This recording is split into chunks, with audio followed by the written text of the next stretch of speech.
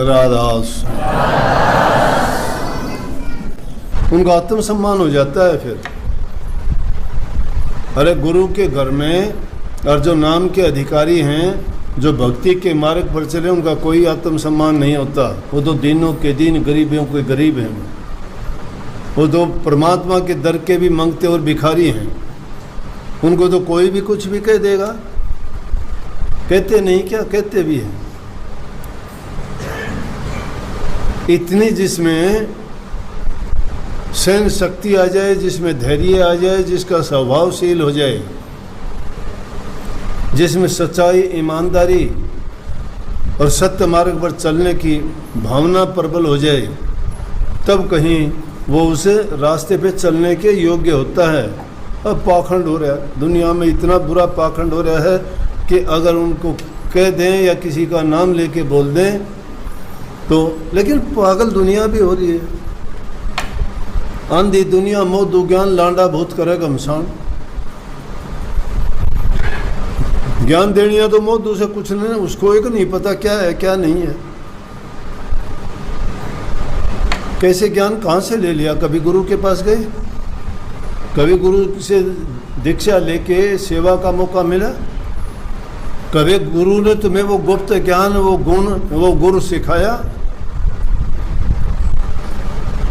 अपने आप सब कुछ बन के, गुरु बन के भी आओ, नाम ले लो। नाम क्या का देगा? नाम तो कौन सा नाम? तो नाम का खुद नहीं पता तो क्या नाम देगा?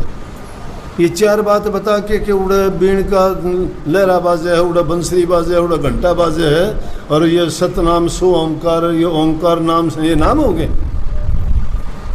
सब कोरा पाखंड है।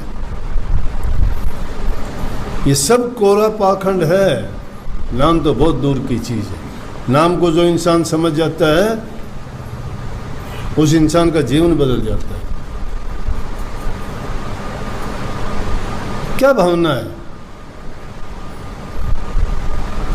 वहाँ से निकलते नहीं, तुम्हारी निंदा चुगली और गंदी आदत तुम्हारी छूटती नहीं। क्यों सत्संगों में आते हो? क्या मिलेगा तुम्हें सत्संग से?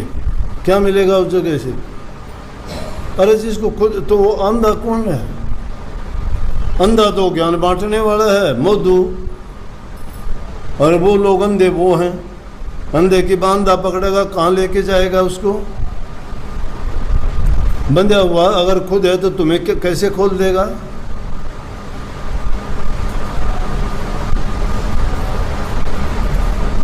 ये नाम तो ऐसा रटा रटा ही चीज है। ये तो पक्षियों को भी सिखा देते हो। एक महात्मा ने एक तोता पाल रखा, सिखा रखा उसको, मिठू राम राम बोल, राम राम। मिठू राम राम बोल, राम राम, राम राम। मिठू राम राम बोलता है। नाम क्यों? नाम हमने भी नाम ले रखा है। वो मिठू भी नाम ले लिया उसने भी, महात्मा ने सिखा दिया उसको। भले नाम से आदमी की 84 कटती है, नाम से इंसान के पाप धुलते हैं, नाम से इंसान की बुरी आदतें छूटती हैं। ये नाम इस जीव का कल्याण करता है, उद्धार करता, कल्याणकारी है नाम। महात्मा ने बहुत सिखा दिया उसको। एक दूसरा महात्मा आ गया, उस महात्मा को जो डेराधारी महात्मा था कहने लगे, मैं कोई और काम करता हूँ, तू जा मिट्टू को चूगा पानी भी खिला। हर टाइम तोड़ने में लग गया, आधे तो उसी टाइम चल दिए। कहने लगे कोई बात हुई, हमने इतनी मेहनत करके बनवाया था, देखा नहीं क्या कमी थी, कह दिया तोड़ दो। आधे चले गए, दोबारा बनाया उन्होंने, फिर देखने आए, बोला तोड़ दो इसको, फिर दोबारा भी तोड़वा दिया। कुछ जो बचे थे वो भी चले गए। लोग आलोचना भी करने लगे गुरु की। दोबारा फिर तैयार किया, फिर गुरु साहब आए, फिर देख के कहने लगे, अरे क्या बनाते हो, तुम्हें बनाना ही नहीं आता, बेकार कर दिया सब, कुछ नहीं है। फिर हुक्म दिया तोड़ दो इसको, सब चले गए। रामदास जी से भी कहने लगे, क्यों खाम बेवकूफ़ हो गया तू, सब चले गए, हम भी जा रहे हैं। गुरु साहब की तो बुद्धि भ्रष्ट हो चुकी है, बूढ़ा हो गया, अब समझ इसमें रही नहीं है, वैसे ही कह देता है। बोले अरे सत्यानाशी हो, तुम गुरु को ये कहते हो कि उनकी बुद्धि खराब हो। अगर वो गुरु की बुद्धि खराब होगी तो सारी सृष्टि ही खराब होगी। गुरु के बारे में तुम्हारा ये भाव और ये ख्याल है, जाओ यहां से, जिसको जाना हो जाओ, मैं तो करूंगा यही काम। गुरु साहब आए, देखा, बोले कहाँ हैं सब? बोले ये सब गए छोड़ के। बोले आप क्यों लगे हुए हो, क्या फायदा है? बोला जी गुरु के हुक्म में फ़ायदा और नुकसान क्या दे? मुझे तो अगर गुरु लाख बार भी कहेगा तो मैं लाख बार भी बनाऊंगा, और लाख बार तोड़ने की कहेगा तो लाख बार भी तोड़ूंगा।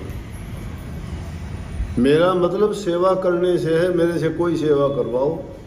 तुड़वाने की भी सेवा है, तुड़वाने की भी सेवा है, और बनाने की भी सेवा है।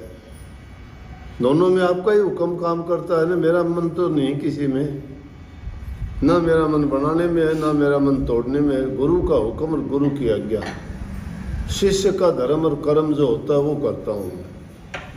शिष्य का धर्म और कर्म है कि गुरु की आज्ञा का पालन करे, वो आपकी कृपा है जो आपने हुक्म दिया। मैं क्या कर सकता हूँ, अनजान हूँ, कुबुद्धि हूँ, लेकिन फिर भी मैं इतना जानता हूँ, आपसे प्यार करता हूँ। आपके वचन, आपकी बात और उसकी आज्ञा का पालन हो जाए, मेरी यही भक्ति है, मेरी यही भक्ति है और मेरी यही सोच है। बोले कि वाह भाई वाह, जा तू परीक्षा में पास हुआ और जो है अब चौथी गद्दी का गुरु भी हो गया। आगे से तू ही जीवों को संभालेगा। तो रामदास जी को गद्दी दे दी। कहाँ चने बेचने वाला बच्चा, गरीब, गुजारा भी नहीं होता था। सेवा के कारण गुरु की आज्ञा में रह के निश्चल, निष्कपट और बिना किसी भेदभाव के, और उसके कारण वो गुरु बने, चौथे गद्दी के गुरु रामदास जी। और रामदास जी तक सिखों में गद्दी एक दूसरे को मिलती गई, लेकिन पांचवी गद्दी के बाद में गद्दी घर में रहने लगी। तो सिख गुरुओं से जो हमें शिक्षा मिलती है, यूँ तो सब गुरुओं ने ही अलग अलग स्थानों पे हालात के अनुसार अलग अलग प्रदेशों में है। तो क्या है, मिट्टी है ये।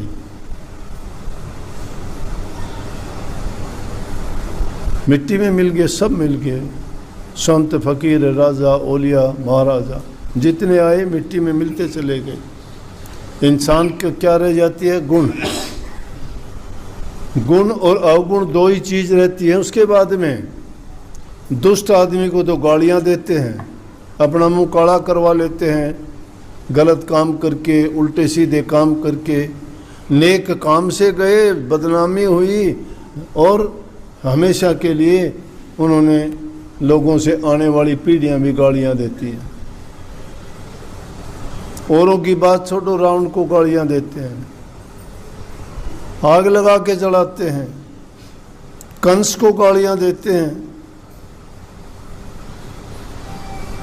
जिन लोगों ने भक्तों के साथ किए उनको सबको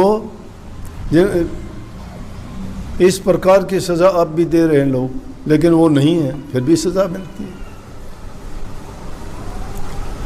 लेकिन कहने का मतलब यह है कि वो संत उस रास्ते से भटके नहीं।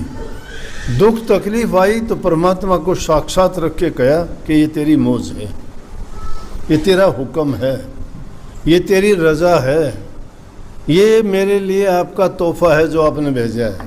हंसते हैं वो देख के कि आप ऐसा नहीं कर सकते, ये काल का खेल है, ये करता रहेगा, मुझे कोई परवाह नहीं। जिसने उस चीज को जाना वो बेपरवाह हुए। हम तो संसारी लोग हैं, कोई एक गाली देता है 10 देते हैं,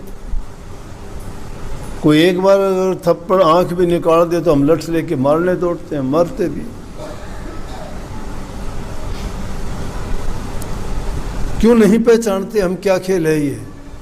अरे भक्ति के रास्ते पर चले हो तो थोड़ा बहुत तो ज्ञान होना चाहिए। इंसान अगर सच्चे दिल से जहाँ कहीं बैठ जाता है और वो गौर करता है तो हर चीज़ सबक देती है। एक बार एक बहुत बड़ा व्यक्ति बना, बाद में गुरुकुल संस्कृत का महाविद्वान बना, सबसे बड़ा। गुरुकुल में गुरु के पास रहता था, गुरु जो पढ़ाता और सब विद्यार्थी सब याद कर लेते, उसको कुछ याद नहीं होता, सब मजाक उड़ाते उसका। उसको भी बड़ी शर्म आती, लेकिन नहीं होता था उससे कुछ भी। एक दिन तंग आके उसने आश्रम को छोड़ दिया, गुरुकुल से बाहर भाग गया। बोला मुझे पढ़ना नहीं, यहाँ नहीं रहना, घर भी नहीं जाना, कहीं और निकल जाऊंगा। चलते चलते उसको प्यास लगी, कुएं के पास औरतें पानी भर रही थी, वहां गया। पानी पीने के लिए कहा, उनको पानी पिया, थका हुआ था, पानी पी के वहीं बैठ के विश्राम करने लग गया। तो कुएं से जो पानी निकाल रही थी उसने रस्सी के आने जाने को देखा, और रस्सी के आने जाने के कारण जो पत्थर की सिल थी उसके ऊपर इतना गहरे निशान उसने रस्सी ने डाल दिए थे कि उनको देख के वो हैरान हो गए। और वहां उसको ज्ञान मिलता है क्या, रे इतनी नेक जगह छोड़ के आ गया मैं, किसके कारण से? कि वो मुझे कहने लगे मैंने अभ्यास नहीं किया। जब एक रस्सी एक शिला को काट सकती है, मैं तो इंसान हूं, और मैं उनके डर से और अपनी कमी के कारण वहां से क्यों निकल के आया? वापिस गुरुकुल में चला गया, और वापिस गुरुकुल में जाने के बाद में उसने वो अभ्यास किया कि सब विद्यार्थियों में अव्वल हुआ वो, और बाद में जाके संस्कृत का महाज्ञाता और इतना संस्कृत का मतलब लेखक, कवि और साहित्यकार हुआ कि आज भी उसका नाम संस्कृत भाषा में सबसे पहले लिया जाता है। संतों ने भी यही कही, अरे अभ्यास किया करो, नाम तो ले लिया गुरु से, भूले से याद भी नहीं करते। क्यों नहीं करते? बुरी आदतें नहीं छोड़ी आपने, निंदा, कपट, धोखा, चोरी, भ्रष्टाचारी, ये गलत काम नहीं छोड़े आपने। उन गलत कामों को छोड़ देते तो अच्छी चीज़ हृदय में जमती आती। गुरु का मुखड़े पर तो डाढ़ी लाग रही है, गुरु का मुखड़ा अच्छा नहीं लगता। गुरु के ज्ञान की बात कही है, गुरु का ज्ञान अच्छा लगता है। गुरु ने जो हमें ज्ञान दिया उसे जीवन पलट दिया हमारा, इसलिए उनका मुखड़ा अच्छा लगता है। ये मुखड़ा जिससे जबान निकलती है मीठी, संदेश हमें सुधारने वाली, हमें रास्ता दिखाने वाली, हमें बुराई से बचाने वाली, इस जन्म मरण से छुटकारा दिलाने वाली, वो मीठे शब्द निकलते हैं, अमृत के समान है वो। भक्त लोग कहते हैं अमृत वर्षा होती है, मूर्खों को पता ही नहीं क्या बोल दिया, क्या कह दिया। और इस चेहरे से प्यार करना कोई नहीं करता, ये तो मिट्टी है, ये सुंदर भी नहीं है। सुंदर चीज़ से प्यार करते हैं दुनियादारी के लोग तो, लेकिन सुंदर गुण होते हैं इंसान के, चेहरा अच्छा नहीं होता। कि सीरत के हम गुलाम हैं, सूरत हुई तो क्या, मिट्टी की सफ़ेद मूरत हुई तो क्या। हम तो गुणों के, इंसान के गुण देखने चाहिए। रूप रंग का क्या करोगे? जिस इंसान में गुण नहीं है, अवगुणों से जो भरा हुआ है, क्या करोगे उस रूप का? वो गुरुजी प्यारों को नहीं लगे। प्यारा जब लगता है कि इंसान जिसको सब कुछ सौंप देता है और उसके सिवाय उसको कुछ नज़र नहीं आता। ये वाणी मेरी थी और किसी की नहीं है, और मैंने राजस्थानी भाषा में लिखी थी। गुरुजी मन थारो मुखड़ो प्यारो लागे जी, प्यारो लागे जी दुनिया ते न्यारो लागे जी। मन दुनिया से न्यारा लग क्या करता, दुनियादारी के लोग मेरे क्या काम आए, क्या वर्णन करूं इसका, मुझे प्यारे क्यों लगते थे। उस मुखड़े ने मुझे जीवन दे दिया, पर उसका पद, उसका धन, उसका बड़ा परिवार, उसका कुल कुटुंब, उसकी विद्या, ये बल है दुनिया के। धन बल है, शारीरिक बल है, मानसिक बल है, पारिवारिक बल है, वंश का बल है, पद का बल है, ये बल हैं। इन बलों को इसीलिए तो कहिए कि संतों के दरबार में जाके जो गीत गाते हो कि बलिहारी बलिहारी जाऊं आपके, बलिहार जाने का मतलब है मैं अपने सारे बल एक तरफ छोड़ के दीनहीन गरीब बन के आता हूँ। बलिहारी का और कोई मतलब नहीं है। गीत गाते हो बलिहारी गुरुदेव की जिन दिया भरम गढ़ तोड़, भरमों के तो किले खड़े कर रखे हमने, गढ़ किले को कहते हैं। और भरमगढ़ हमारा कब टूटे है, जब हम बलिहार जाते हैं। अपना बल, अपनी बुद्धि, अपनी चतुराई जब तक रखोगे तब तक वो भरम के दुर्ग नहीं टूटते। इसलिए हमें ये विश्वास के साथ, पूरे दृढ़ यकीन के साथ, और जो आदमी पक्के यकीन के चतुराई से जो आदमी जाता है ना, वो तो ऐसा है जिस जैसे पेड़ पर चढ़ के जिस टहनी पर बैठा हुआ उसी को काट रहा है। कुछ ही समय के लिए झूलेगा उस पर, लेकिन टहनी जब कटेगी गिरेगा धड़ाम देश। अपने ही पैर पे कुल्हाड़ा मार रहा है वो। पता जब चलेगा जब वो उससे शरीर से अलग हो जाएगा। वही वो कुत्ते की हड्डी है। कुत्ता जैसे सूखी हड्डी मिल जाती है, लेके उसको भाग जाएगा, एकांत की जगह में पहुंचेगा, वहां छिप के उसको चबाना शुरू कर देगा, सोचेगा खून निकलता है। कुत्ते के अपने मसूड़े फूटते हैं उस सूखी हड्डी से, उसमें कुछ नहीं है, सूखी हड्डी है वो। और उसमें जो खून निकलता है उसका वो जीभ से स्वाद लेके सोचता है हड्डी में आनंद आ रहा है, हड्डी में आनंद नहीं है। अपना ही खून चूसता है वो, अपने को ही घाव देके उसमें खून निकाल के उसी में आनंद ले रहा है। इसी प्रकार ये विषय विकारों की सूखी हड्डी चबा के इंसान, लेकिन इंसान इंसानियत से गिर जाता है ना, उसका कोई ठिकाना नहीं है। इंसान का प्रारब्ध कर्म उसको मजबूर कर देता है कि मैं ऐसा करूंगा, चाहे कुछ भी कर। उसको कोई नहीं सुधार सकता। साक्षात ब्रह्मा जी भी अगर आ जाएं, विष्णु भगवान भी आ जाएं, या उनका भी, जिसको हम मानते हैं कि इनका भी जो खुदा है, वो भी अगर आ जाए तो भी वो इंसान नहीं मानता। दुष्ट आदमियों के लिए कोई ठिकाना, कोई सुधार ग्रह नहीं है। उनकी बुद्धि कुत्ते के दुम जैसी है, कितने साल तक उसको तुम सीधी करके रखो, लेकिन जिस दिन छोड़ दोगे वहीं की वहीं मिलेगी।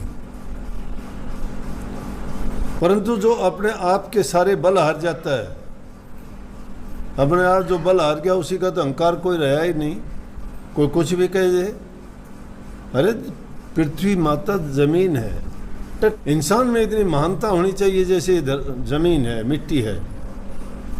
खोद खाद धरती से है, काट पाट बन रहा, कटु वचन सज्जन से है, और से सया नहीं जा। सज्जन पुरुषों की ये पहचान है महानता की। जो महान हो जाते हैं वो समुद्र की तरह स्थिर हो जाते हैं। मछली, मेंढक सब उसमें, मगरमच्छ, कितने बड़े बड़े जानवर, 9 लाख प्रकार के जीव उस समुद्र में रहते हुए उसी में वो पखाना करते हैं, उसी पानी को पीते हैं, उसी में जीते हैं, और वही जल हमें जीवन देता है। लेकिन